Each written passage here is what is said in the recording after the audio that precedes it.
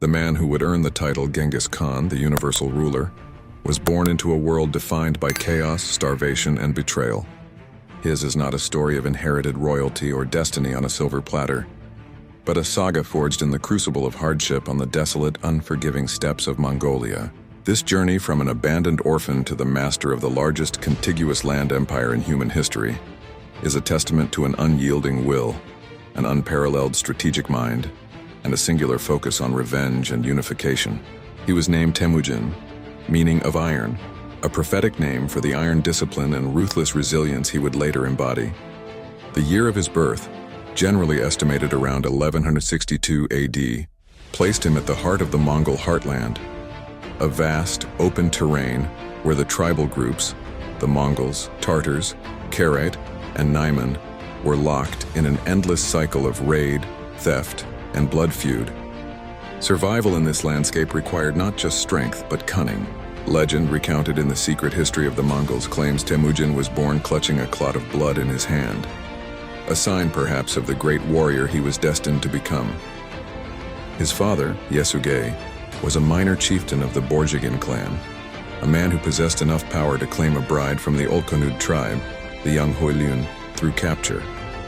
When Temüjin was just 9, Yesugei embarked on a mission to secure a future for his son, leaving him with the family of his future wife, Burte. On his return journey, Yesugei was fatally poisoned by a rival tribe, the Tartars, a profound act of treachery that instilled in the young Temüjin a deep-seated hatred and a lifelong desire for vengeance against the murderers of his father.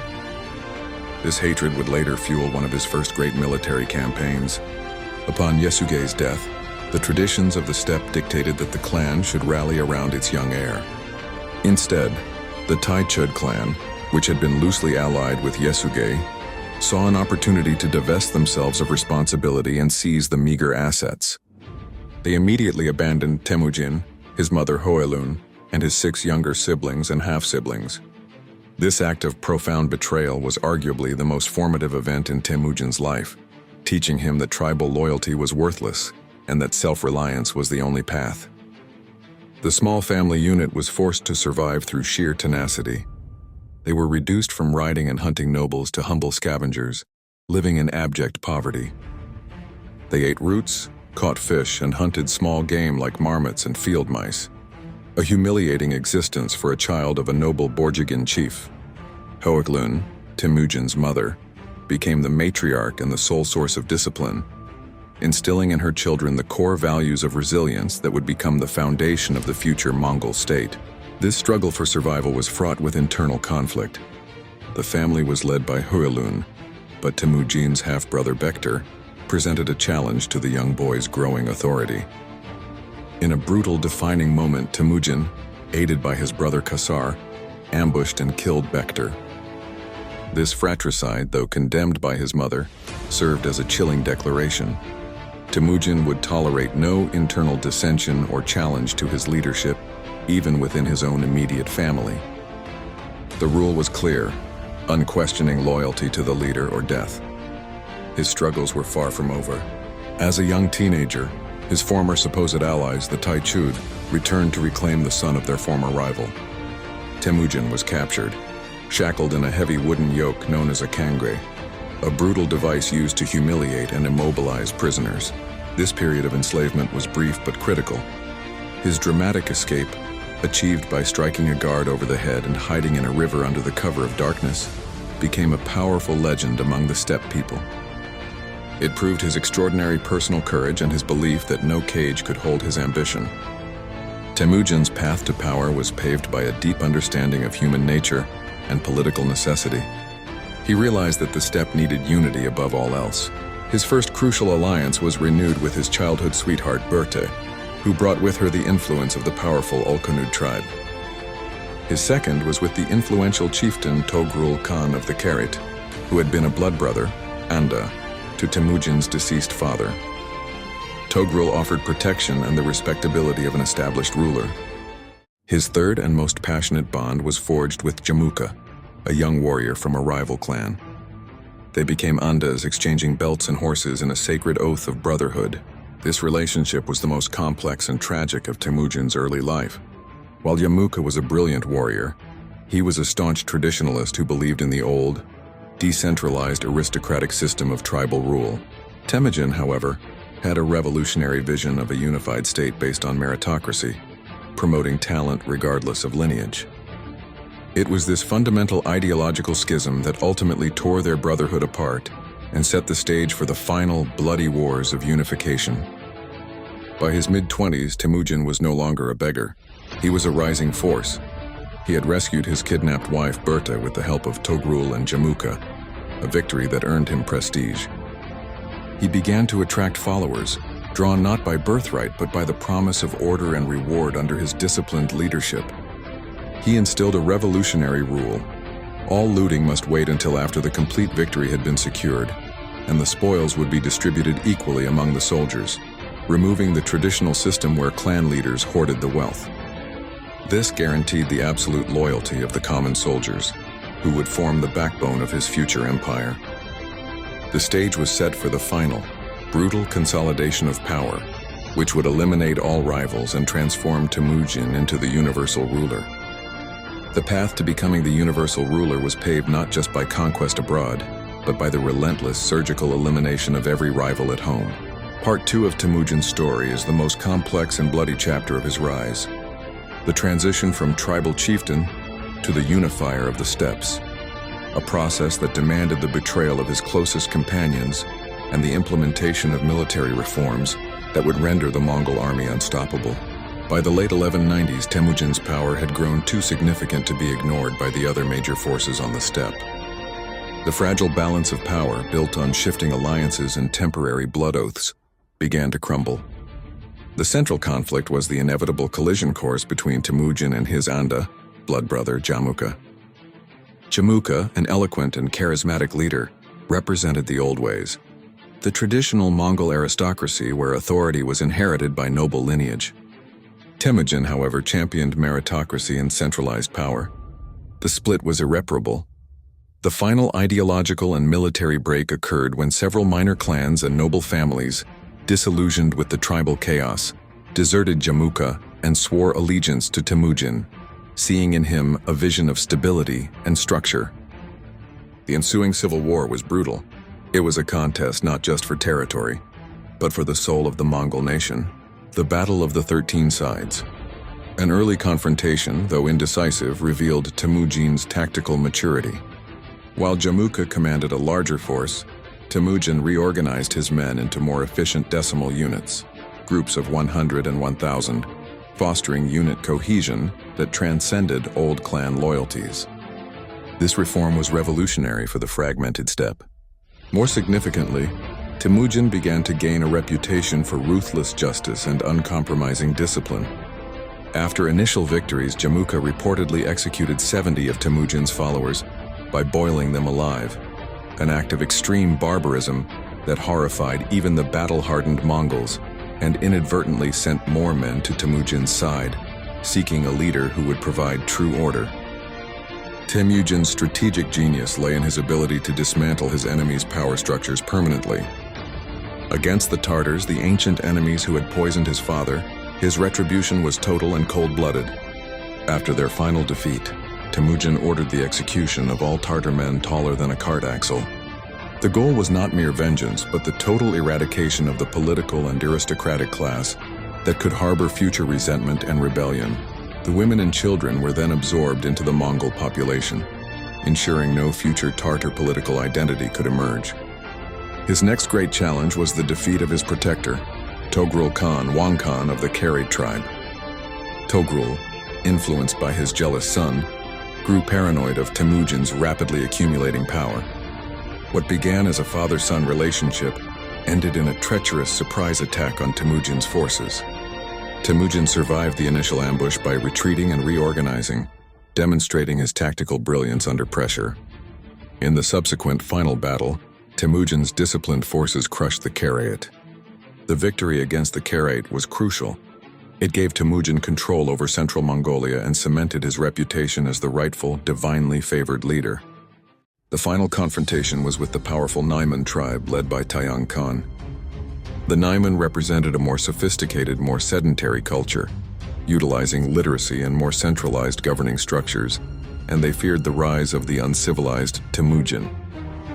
The decisive battle fought in the Altai Mountains showed the full might of Temüjin's new unified army. The Naiman were defeated, and their leaders either captured or killed. Crucially, Temüjin immediately adopted the Naiman's system of written communication and their sophisticated administrative skills, integrating them into his own nascent government. He was a conqueror who learned from his conquered. The last obstacle was Jamuka.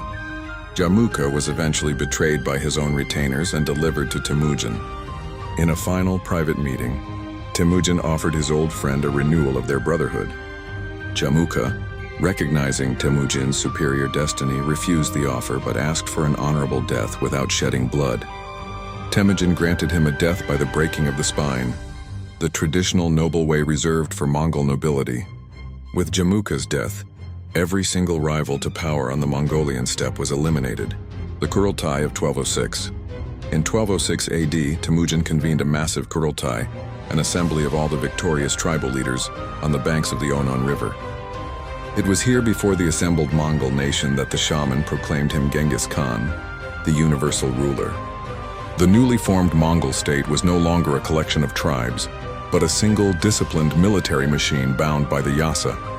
A new legal code that mandated literacy, protected religious freedom, a shocking innovation for the time, enforced strict military discipline and applied the law equally to everyone, including the Khan himself. Genghis Khan had turned chaos into cohesion. With the steppe unified and his 1 million subjects rigidly organized, the new universal ruler now looked beyond the familiar horizon, towards the settled, wealthy civilizations of the south and west.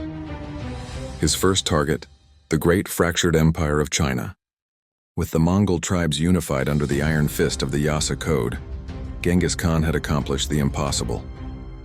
Yet unity was only the foundation. The vast organized state required resources that the barren steppes could not provide. The eyes of the universal ruler turned towards the south, towards the sprawling, decadent, and technologically advanced civilizations of China.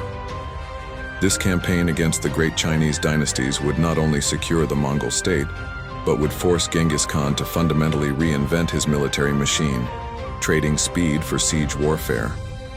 China in the early 13th century was not a unified entity. It was divided into three primary, often warring powers: the Western Xia, Tangut Kingdom in the northwest, the powerful Jin dynasty, Jurchen people, which controlled the north, and the wealthy southern Song dynasty. Genghis Khan understood that to conquer China, he needed not just force but a profound understanding of their political weaknesses and their defensive strengths. The first target was the Western Xia, Tangut Empire in 1209. This was a pragmatic choice. The Xia provided a buffer between the Mongols and the stronger Jin dynasty, and their conquest offered invaluable resources: cities, grain, and most importantly, siege engineers. The Mongols were masters of horse archery and fast cavalry maneuvers, but cities were their weakness. The Xia campaign was a forced learning exercise. Initially, the Mongols struggled against the fortified cities. Their cavalry charges, designed for the open steppes, were useless against towering stone walls. Genghis Khan responded not with brute force, but with a terrifying form of psychological warfare and adaptation. After successfully breaching the Xia defenses through cunning, not strength, he utilized captured enemy engineers and compelled them to build sophisticated siege engines, catapults, and trebuchets for the Mongols. He also employed a tactic of mass destruction against the first few cities, turning them into horrifying examples. This psychological terror proved to be a weapon as potent as any arrow. The reputation of Mongol ruthlessness often led subsequent cities to surrender without a fight. The true prize, however, was the Jin dynasty, which controlled vast territories including the coveted capital of Zhongdu, modern Beijing. The Jin dynasty, believing themselves superior to the nomadic barbarians, had long treated the Mongols with contempt. When the Jin emperor demanded that Genghis Khan kneel in submission, a demand the Khan considered a profound insult to his divine mandate, the war became inevitable. The campaign against the Jin, beginning in 1211, was the most difficult of Genghis Khan's career. The Jin relied heavily on the Great Wall of China and thousands of fortified garrisons. The Mongols initially bypassed the wall through sheer determination and utilized the deep divisions within the Jin leadership. Jin generals were often jealous and uncooperative, failing to coordinate their massive armies effectively. Genghis Khan exploited this internal chaos brilliantly, using feigned retreats to draw out smaller Jin forces and annihilate them on open ground, neutralizing the Jin's numerical superiority. The Siege of Zhongdu. The attack on Zhongdu in 1213 was an epic undertaking. Though the Mongols lacked the manpower for a traditional siege, Genghis Khan used a brilliant deception. He forced thousands of captured Chinese prisoners to march ahead of his main force, carrying siege equipment. This human shield absorbed the worst of the city's defenses, while demoralizing the defenders who saw their own countrymen being used against them. The city eventually fell, not to direct assault but to starvation and internal revolt after a prolonged siege. The wealth extracted from Zhongdu was enormous. It secured the financial survival of the Mongol state for decades. This was not a clean conquest. Genghis Khan's primary aim in China was plunder and vengeance, not necessarily long-term governance at this stage. The Mongol scorched earth policy in northern China was devastating, wiping out entire provinces. Yet even amidst the brutality, Genghis Khan displayed his pragmatic genius. He realized that to maintain control and extract continuous tribute, he needed Chinese administration. He began incorporating Chinese civil servants and Confucian scholars into his own government, demonstrating a flexibility that his sedentary rivals lacked. Despite capturing Zhongdu, Genghis Khan did not stay to solidify permanent control over all of northern China. His focus, always dynamic, shifted sharply to the west. A fatal diplomatic incident was about to occur that would unleash the full terrifying might of the Mongol cavalry across Central Asia and the Islamic world. A campaign that would make the Chinese conquests pale in comparison. Having secured a vast, though turbulent, empire in the east, Genghis Khan's ambition was not satiated. But the next most devastating chapter of his conquest was not initially driven by ambition, but by vengeance. A personal vendetta against an empire that dared to disrespect the Mongol people and assassinate their envoys. The campaign against the Khwarezmian Empire of Central Asia would unleash the full terrifying velocity of the Mongol army, plunging the Islamic world into an unprecedented era of terror and destruction. The Khwarezmian Empire, ruled by Shah Muhammad II, was the dominant military and economic power of Central Asia, stretching across modern Iran, Turkmenistan, and Afghanistan. It was a rich, sedentary state controlling a vast portion of the Silk Road. Genghis Khan, showing rare diplomatic restraint, initially sought trade, not war. He sent a caravan of 500 merchants and a diplomatic envoy, hoping to establish mutually beneficial commercial ties along the newly consolidated routes. The fatal insult. The governor of the Khwarezmian border city of Otrar, named Inalchuk, succumbed to greed and paranoia. He seized the Mongol caravan, accusing the merchants of being spies, and executed them all. When the initial restrained Mongol diplomatic delegation arrived to demand justice for the murdered merchants, Shah Muhammad compounded the insult by executing the Mongol chief ambassador and shaving the beards of his escorts, a profound act of cultural humiliation. For Genghis Khan, whose entire system was founded on the sacred honor of envoys, essential for communication across vast distances, and the rule of law, yasa, this was not just a diplomatic slight, it was a declaration of war against his authority and his destiny. The retaliation would be absolute.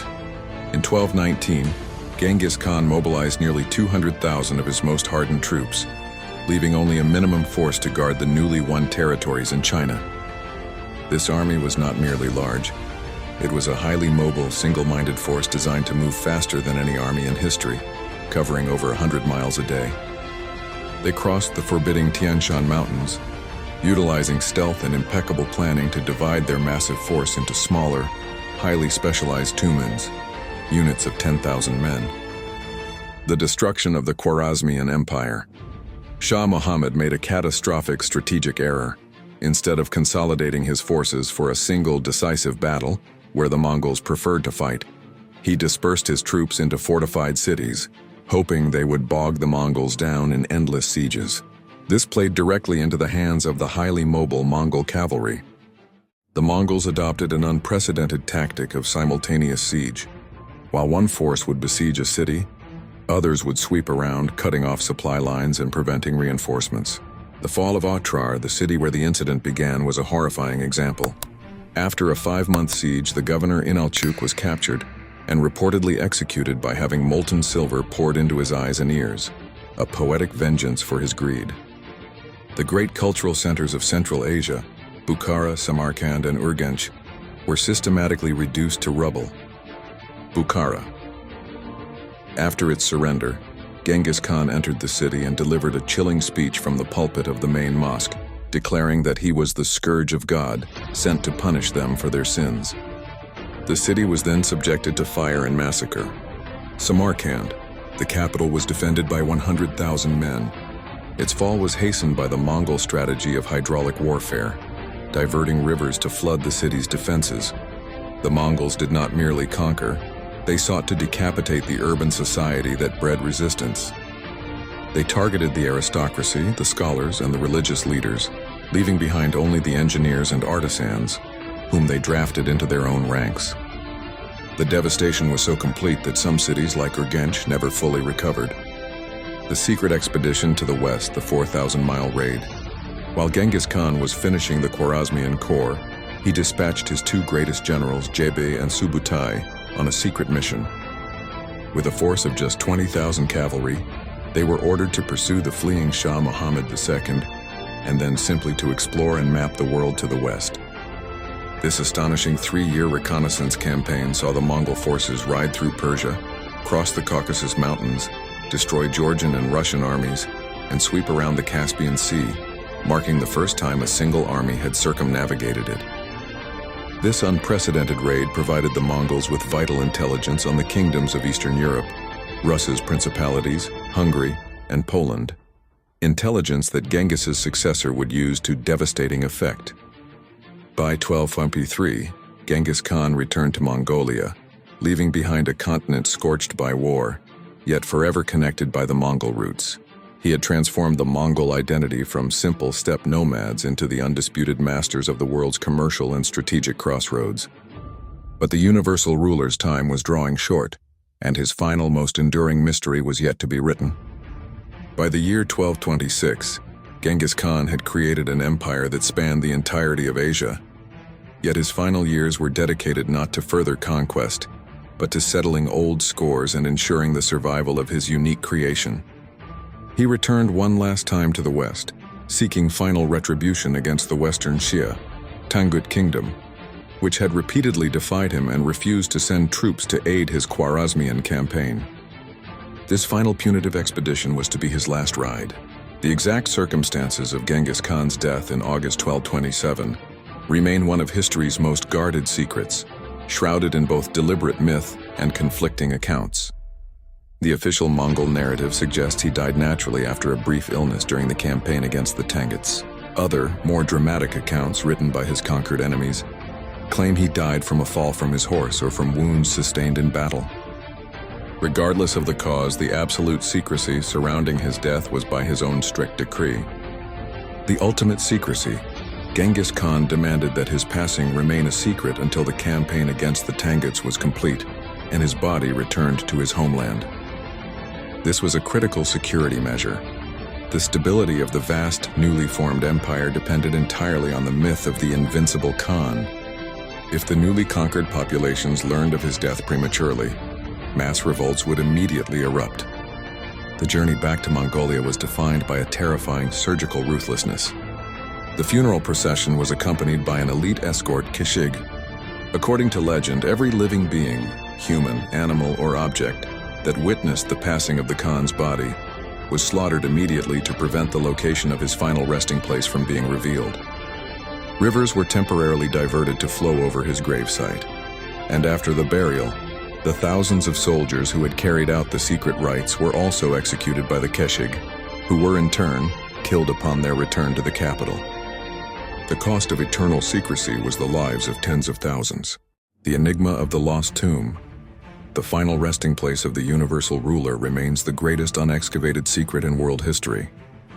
All accounts suggest he was interred in the sacred lands near his birthplace, the Burkan Kaldin mountain in the Khenti province of modern Mongolia. This area was already sacred to the Mongols, a place Genghis Khan swore to protect. He had used the mountain as a sanctuary during his childhood enslavement, and it was the place where he made his solemn vows to the great blue sky, Tengri. For 800 years, the Mongols have successfully defended this territory through cultural and religious reverence, establishing it as a terra sacra, a taboo land. Even today, the area is protected by a restricted zone, and the belief persists that disturbing the Khan's eternal peace would unleash a terrible curse upon the world.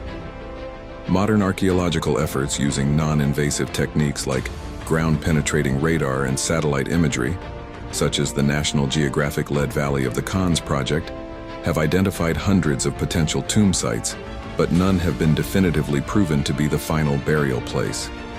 The exact spot remains perfectly lost beneath the steppe. The enduring legacy. While the physical body of the Khan vanished, his legacy did not.